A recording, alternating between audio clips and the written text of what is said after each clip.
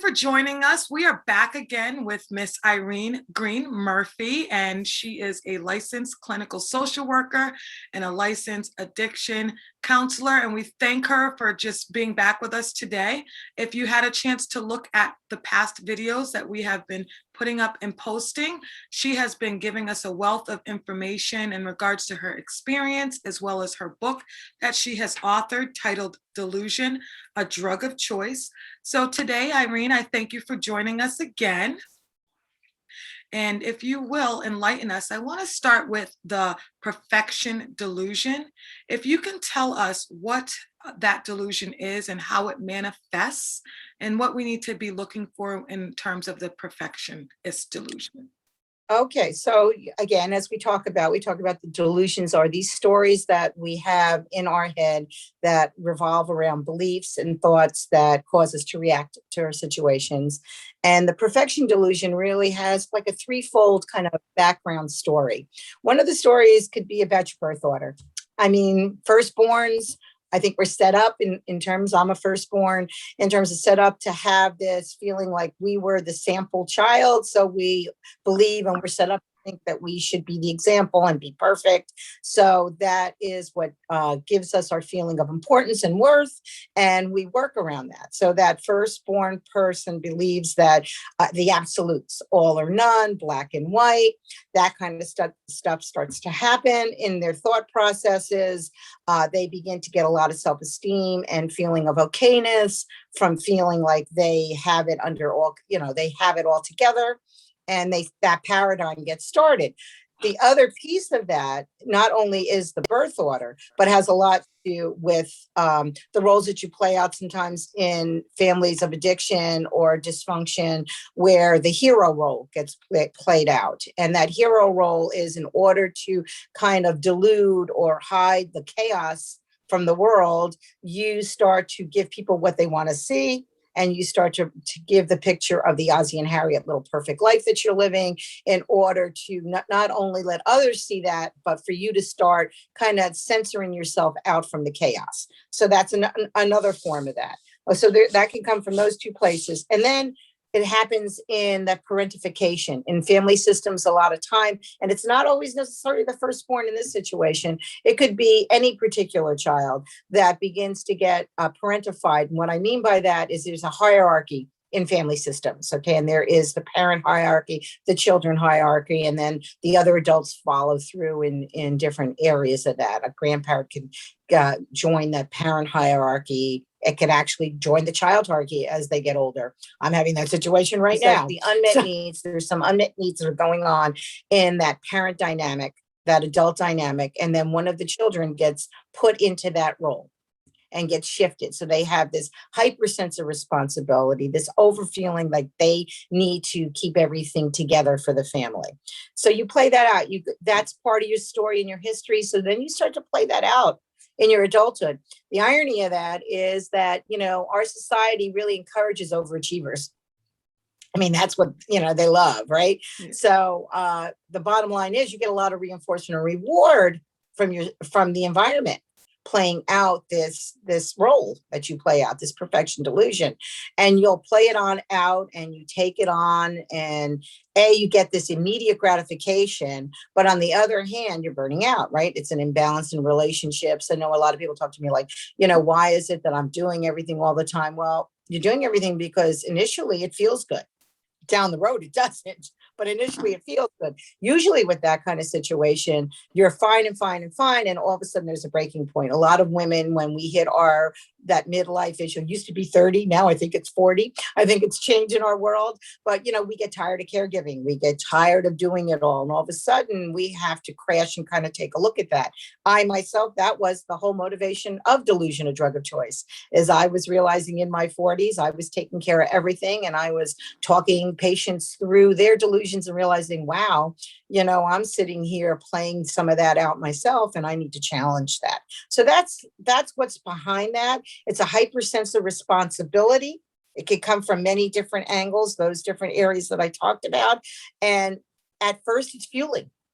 It builds your self-esteem, but then all of a sudden you feel overwhelmed and you feel resentful and you feel disappointed and you accept less than you really want because you think that's the way to do it because you could make up for it. A part of that can be like you take that on because you can trust yourself, you can't trust other people, so you avoid disappointment. I'll do it myself, and that becomes the martyr syndrome. Wow. So if you could tell us what the control delusion looks like and how that manifests in a person. Well, sometimes the control delusion actually comes out of the perfection delusion in the sense that, no one else can do it as good as I can. So I need to take this over and do it myself. Again, it kind of ties into that.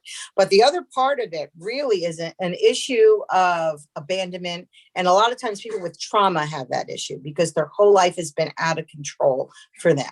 So their only way to feel safe is to have control, or the delusion of having control. And what they begin to do is it revolves around intimacy issues and trust issues, because now can I really trust you? Because anytime I'm not feeling in control of the situation or safe, I'm going to pull away from a relationship. So that's a big part of the control delusion.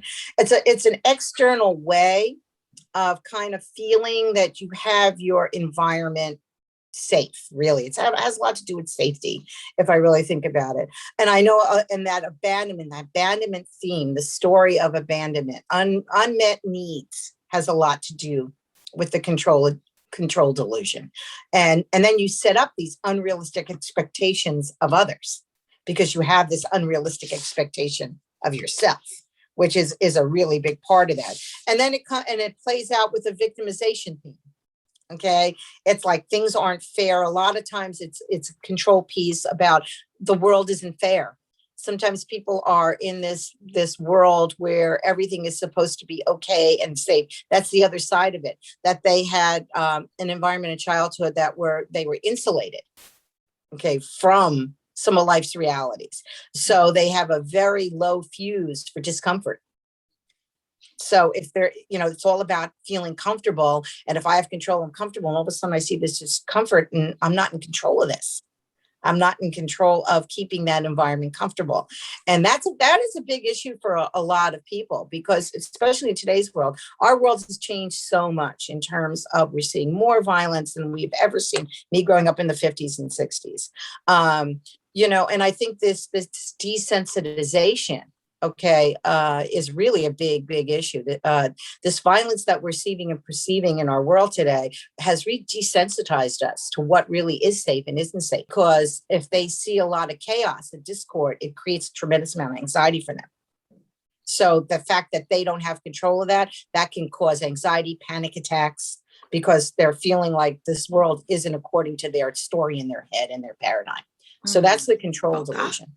Sure. And the guilt and shame, the fourth delusion, kind of go hand in hand. They're manifestations of themselves in a lot of ways. The guilt is an internalized kind of sense, an internalized hypersense of responsibility, that you've been set up to feel like you're responsible for other people's emotions or feelings.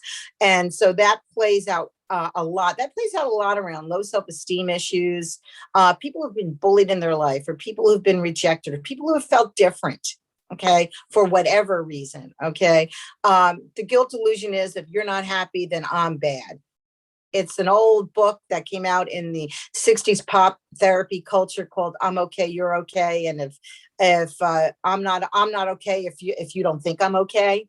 And so it's that external judgment a lot of times, of being acceptable, and taking on then the rejection of others. And that really is a deep-seated self-esteem issue. In other words, I define myself based on you approving of me.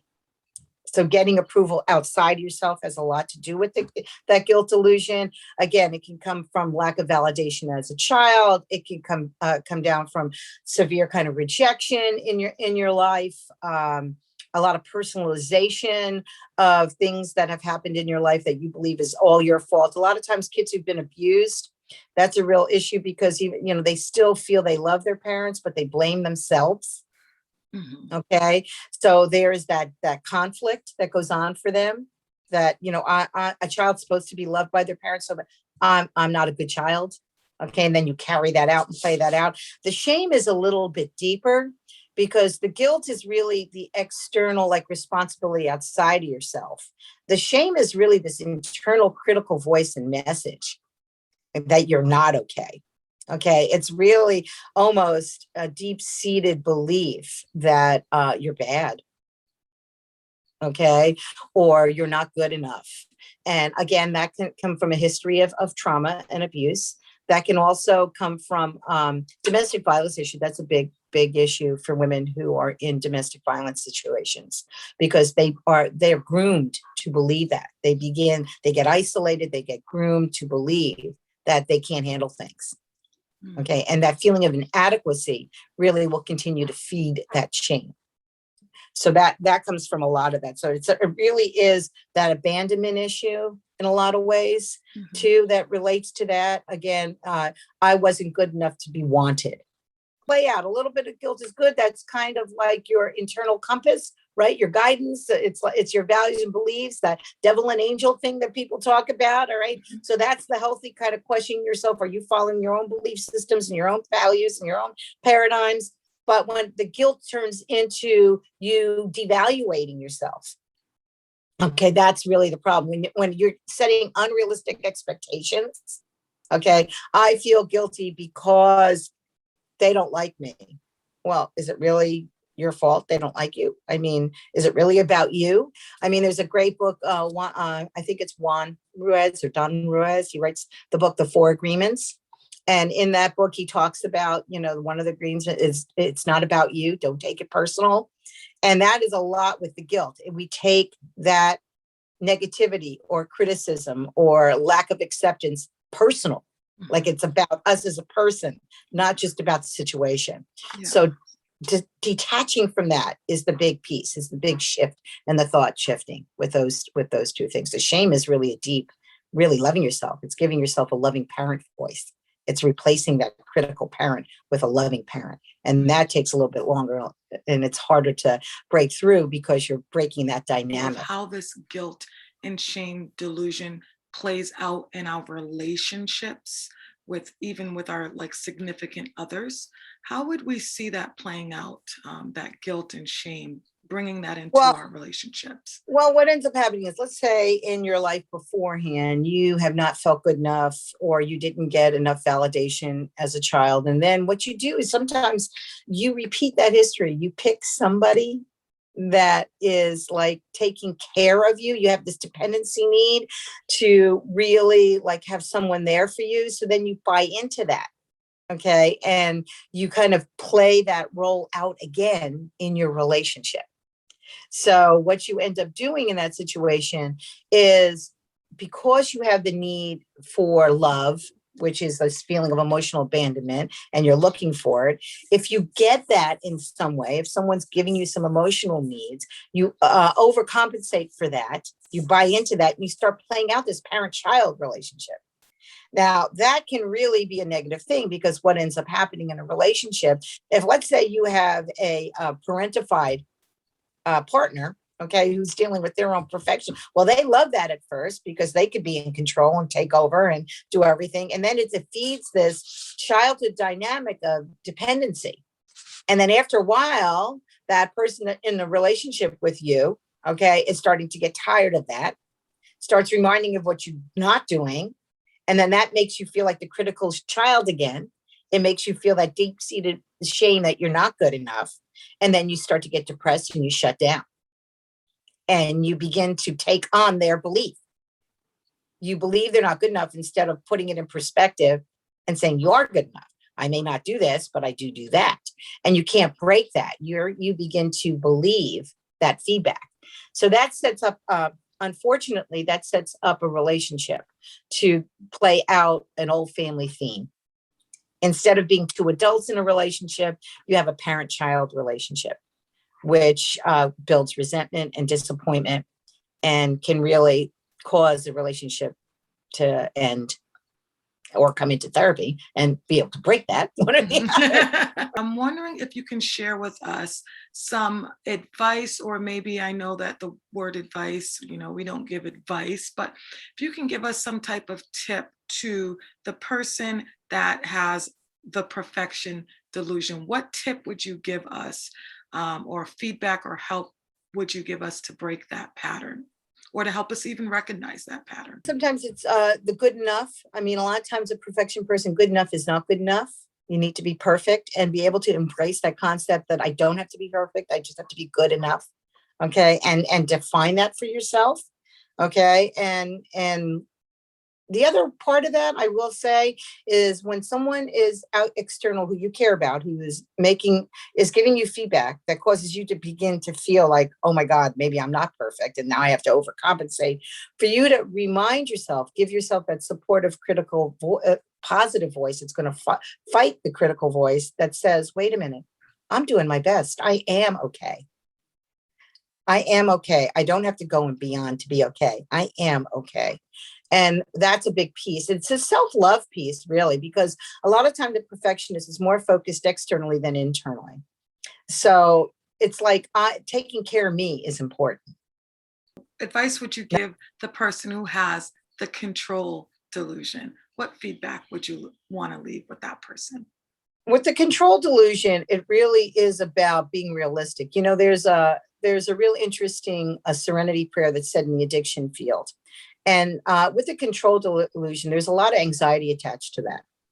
And people who have the control delusion are usually in my office for panic attacks. I have a lot of anxiety around the unknown.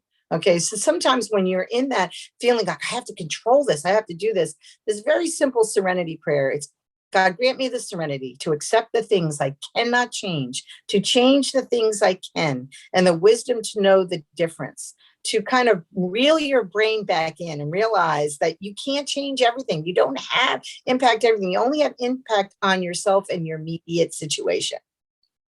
And it really gives you a sigh of relief, because when you have this control delusion, you can get carried away with that story. And when you just say that simple little statement, and I know a lot of people are anti-prayer, but look at it as a meditative statement, or come up with your own meditative statement, is like give you the reminder that, you know, what you have control over is you. So in that situation, what can you do? You know, what is it about you that you do have control over? You know, so that is my biggest advice to people that are in that control delusion. Shift it over to that. What advice would you give for those who have that guilt and shame, or guilt or shame delusion? Self-love piece. And that is really start to catch that critical parent voice. Catch it. At first, it's like, catch it. Watch what you just said to yourself. Would you say that to a friend? Like when you have the guilt and shame, think about the things that you're saying to yourself in your head. And then ask yourself, would I say that to my best friend? Would I say that to my child? Because when you do that, you're going to go, oh no, I'd never say that to them. Okay, then you shouldn't say shouldn't. You could be more positive with yourself and give yourself the messages you want to give someone who's a dear friend. So that's the beginning steps of that, actually. That's awesome. Thank you so much for that feedback. And thank you again for just sharing your time with us. And for those of you who have not liked or subscribed to her channel, make sure you do that. We will have just upcoming videos and information coming out so that you can get to know Irene more. And her email is thoughts282@gmail.com for any of you who have not purchased her book. If you want to purchase it, send her an email and she will get back to you on how you can purchase her book. Thank you again for your time and just sharing with us this information, Irene. Yeah, you're very welcome, and have a great day.